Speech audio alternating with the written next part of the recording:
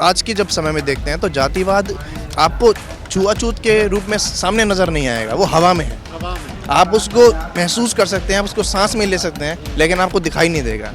आप उसको चाहे उसको सूंघ कर आप मर जाएं, लेकिन आपको पता नहीं लगेगा कि जातिवाद है। हमें हर चीज़ वापस चाहिए जो आपने बेच दी है, जो आपने खो दी है, जो आप खोने के लिए तैयार बैठे हैं, जो आप बेचने के लिए तैयार बैठे हैं, हमें वो चीज़ें वापस चाहिए, वैसे के वैसे चाहिए। अगर आप नहीं चाहते हैं, आप नहीं कर पाते हैं, तो आप उस जगह को छोड़ दीजिए जहाँ बैठे हैं।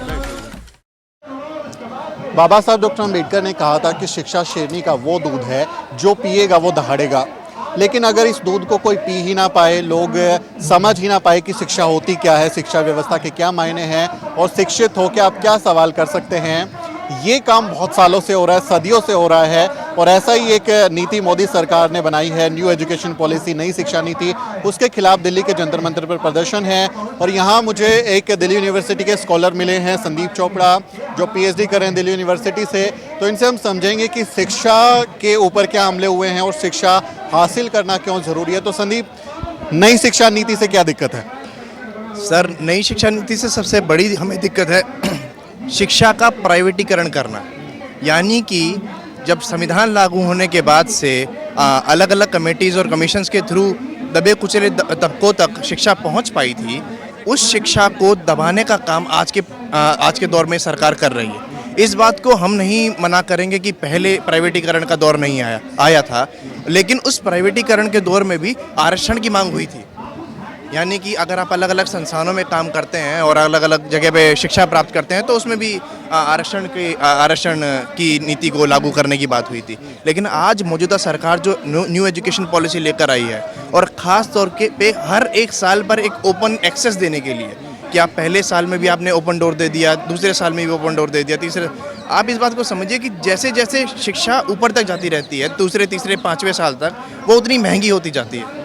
और एक दबे कुचले SC, ST, OBC और मार्जिनलाइज सेक्शन के बच्चे के साथ सबसे बड़ी समस्या ये रहती है कि उसके लिए उसी एजुकेशन को एक्सेस करना उतना ही मुश्किल हो जाता है। हाँ जी। तो इससे ये नई एजुकेशन पॉलिसी के साथ ये कहा जा रहा है कि सरकार चाहती है कि खासकर दलित बहुजन तबके के जो बच्चे हैं वो स्कूलों तक ना पहुंच पाए, उनकी पढ़ाई लिखाई छूट जाए और फिर वो मंदिर मस्जिद वाले उसमें भ्रम में उनको फैला के बरगलाया जाए। आपको भी ऐसा लगता है क्या?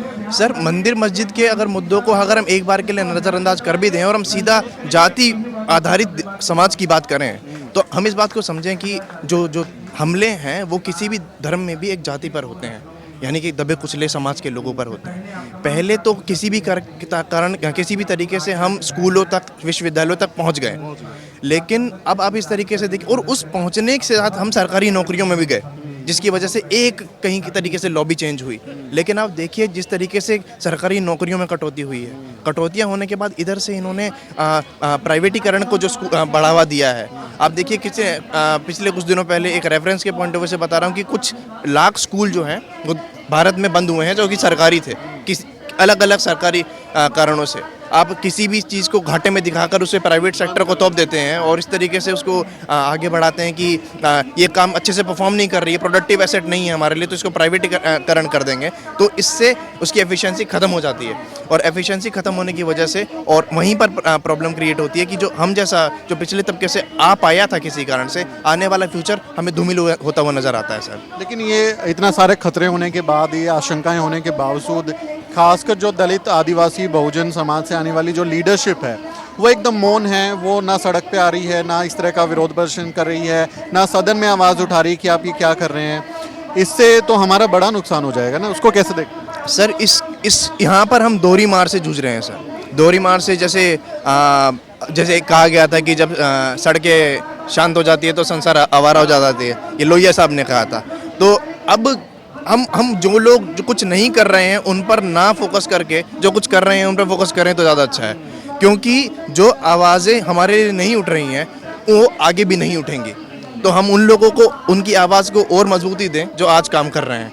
तो आज चाहे ये संसद हो, चाहे कितने ही और वैचारिक संगोष्ठियाँ हों और रैलियाँ हों, तमाम तरीके की कॉन्फेडरेशंस हो, तमाम तरीके की प्रोटेस्ट हो, हमें चाहिए कि चाहे वो 4 लोग ही क्यों ना हो, चाहे वो 400 लोग ही क्यों ना हो, अगर वो पुरजोर से अपने पूरी वैचारिक शक्ति के साथ एक जगह पर आकर अपना जोर लगाएंगे तो बदलाव होगा सर। और इम्पॉर्टेंट चीज़ ये है कि हमें क्योंकि हम सबसे आधारित चीज़ जो हमारी एजुकेशन थी उसी पर चोट मारी जा रही है। तो हमें चाहिए कि हम जहाँ भी जाएं, कहीं भी जाएं, पढ़ कर जाएं, क्योंकि अगर हम बिना पढ़े जाएंगे तो आप जहाँ से मजबूत हैं वहाँ आपको नहीं चोट मारेगा, जहाँ कमज़ोर है वहाँ आपको ख़त्म कर दिया जाएगा। चोट मारी जाएगी।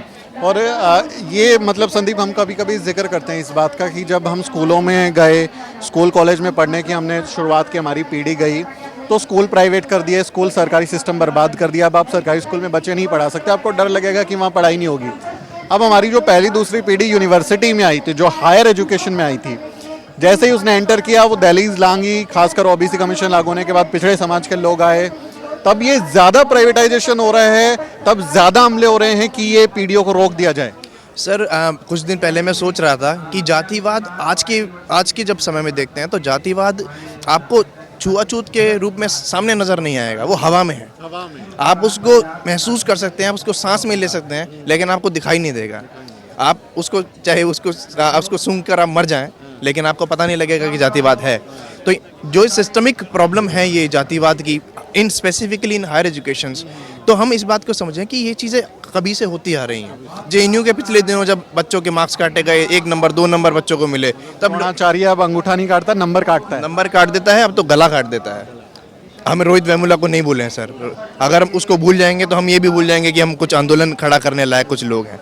तो अब जेएनयू से हमें रियलाइज़ हुआ कि कोई भी विचारिक दृष्टि से हम देखते हैं, आप कोई भी विचार में कोई भी इंसान जाके बैठता है, वो अपनी बेसिक विचार जो ब्राह्मणवाद है उसको नहीं छोड़ता। तो अगर आप ए आइडियोलॉजी है, बी आइडियोलॉजी है, सी आइडियोलॉजी है, अगर आप उस आइडियोलॉजी को अटेन करने के बाद उससे लिबरेट नहीं होते अपनी कास्ट से, तो आप कुछ नहीं कर सकते हैं सर। तो अब हम ये एज्यूम किया गया था कि एमए, एमफिल, पीएचडी लेवल पर जाने के बाद लोग लिबरेट हो जाते हैं, जाति से ऊपर उठ जाते हैं, ये हो जाता है। लेकिन पिछले कुछ सालों में, 8-10 साल में, जब से मैं विश्वविद्यालय में एक्टिव हुआ हूँ, मुझे ये समझ में आया है कि एक लेवल पर जाने के बाद लोग और कट्टर हो जाते हैं, वो और मजबूत हो जाते हैं, और जितना हो सके, जितना रास्ते बंद कर सकें वो बंद करने की पूरी कोशिश करते हैं, खासतौर से पिछड़े तबके के बच्चों के, आने वाले बच्चों के। और एक इम्पॉर्टेंट चीज़ ये कि हम संगठनों से जुड़े हुए लोग हैं, तो हम कहीं ना कहीं किसी तरीके से बोल पाते हैं।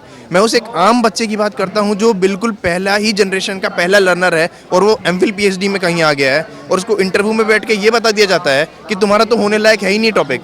जब आपने पहले ही डिसाइड कर दिया कि ये टॉपिक एग्जीक्यूट करने लायक ही नहीं है, तो वो होगा कैसे?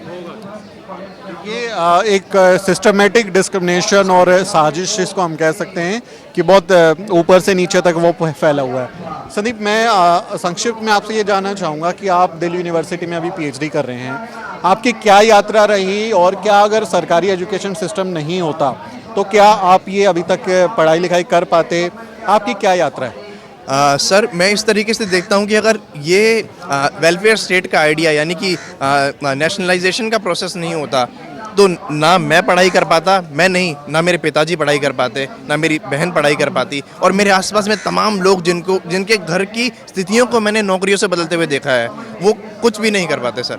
और अब क्योंकि हमारे सामने ही ये चीज़ें एकदम पलटा मारती हुई नज़र आ रही हैं कि मतलब आप एक बच्चे को, एक नर्सरी क्लास में बच्चे को पढ़ाने के लिए आपको हर महीने 5,000 रुपये का खर्चा चाहिए। अब वो सरकारी नौकरियों से लोग कहीं ना कहीं उस चीज़ को कर पा रहे हैं, लेकिन आप उन बच्चों के बारे में सोचिए, उन लोगों के बारे में सोचिए जिनके पास महीने में कमाने के लिए 3,000 रुपये नहीं है, और उनके बच्चे कहीं ना कहीं सरकारी स्कूलों में, और सरकारी स्कूलों में टीचर भी यही हैं मेजॉरिटी में। तो लोग जो इस चीज़ को, सरकारी स्कूलों को ग्लोरीफाई करते हैं कि हाँ सरकारी स्कूल में बच्चा जाके कुछ कर जाएगा, सरकारी स्कूल भी जातिवाद के गढ़ हैं सर। वहाँ से बच्चा इन्फीरियरिटी कॉम्प्लेक्स लेकर निकलता है।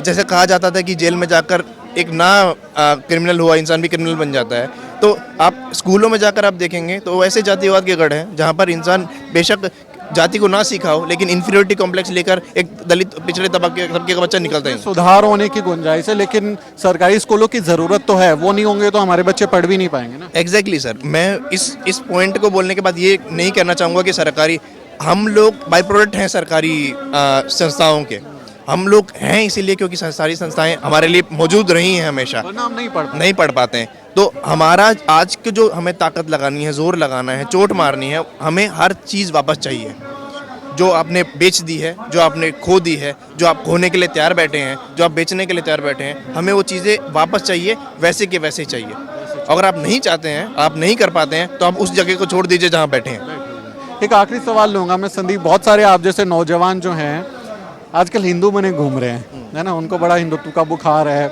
मस्जिद की लड़ाई, मंदिर की लड़ाई, शिवलिंग ढूंढ रहे हैं।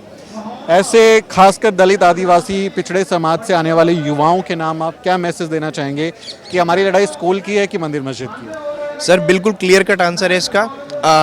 कोई भी युवा, मैं युवाओं के साथ काम करता हूँ, लगभग 10 साल से कर रहा हूँ, बच्चे से लेकर बड़े से, अब दाढ़ी के बाद सफ़ेद हो रहे हैं, हम भी बूढ़े होते जा रहे हैं, तो हमें हमें हमें ये समझना चाहिए कि युवा को, इस देश की पीढ़ी को जो कि फ्यूचर है, और ख़ासतौर से सबल्टन युवा को इस बात पे फोकस करना चाहिए कि उसकी लड़ाई किसी भी धर्म की नहीं है, चाहे वो किसी भी धर्म का युवा क्यों ना हो। उसको फोकस करना है कि वो ऐसी बेतुकी, बेबुनियाद बातों पे ना उलझे, जैसे कि आपने भी कुछ दिन पहले लिखा था कि हम ऐसी जगह पे एनर्जी ना वेस्ट करें जहाँ पर जाकर हम एग्जॉस्ट हो जाएंगे। हमें अपने एजुकेशन पे काम करना है। हमें बाबा साहब ने ग्रेट मैन थ्योरी दी थी एक, कि हमें ज़िंदगी में महान इंसान बनने की थ्योरी बनना है, और अगर हम महान तब बनेंगे जब हम छोटी छोटी चीज़ों को नज़रअंदाज करके आगे बढ़ेंगे। आप बड़े इंसान बन सकते हैं, आप बड़े लीडर बन सकते हैं, आप कुछ बड़ा अच्छा बोलना सीख सकते हैं, बड़ा अच्छा लिखना सीख सकते हैं, लेकिन आपको अगर महान बनना है तो अगर आपको ज़िंदगी में त्याग की भावना होना बहुत ज़रूरी है, अच्छी शिक्षा होनी बहुत ज़रूरी है, और अच्छा चरित्र होना बहुत ज़रूरी है। और अगर आप धर्म में उलझेंगे तो आपका चरित्र खराब है सर।